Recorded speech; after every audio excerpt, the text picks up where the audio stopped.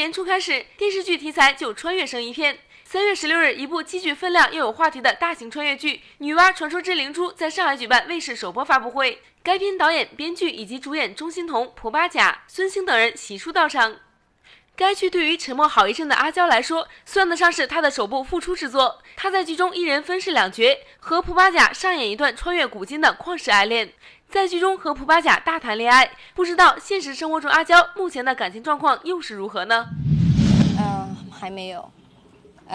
就希望有吧，因为现在好像大家都很公开啊。如果我有的话，我一定会公开。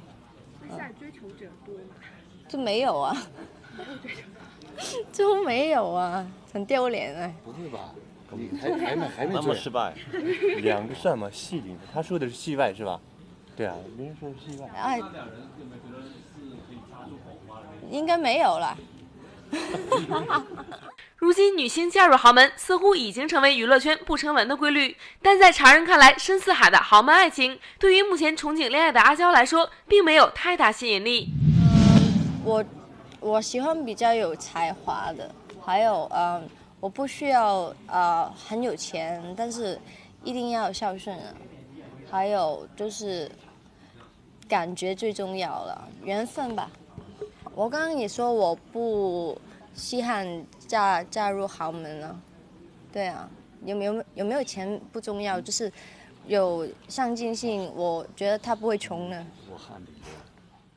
最近云南以及日本遭受地震的灾难，牵动着许多人的心。发布会现场，各位演员纷纷为受灾同胞祈福，给他们送上了自己的祝福。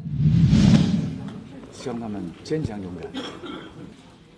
我也是希望我们中国云南的这个同胞受灾的，包括日本的人，希望大家不要放弃自己，我们的心永远会跟你们在一起，加油。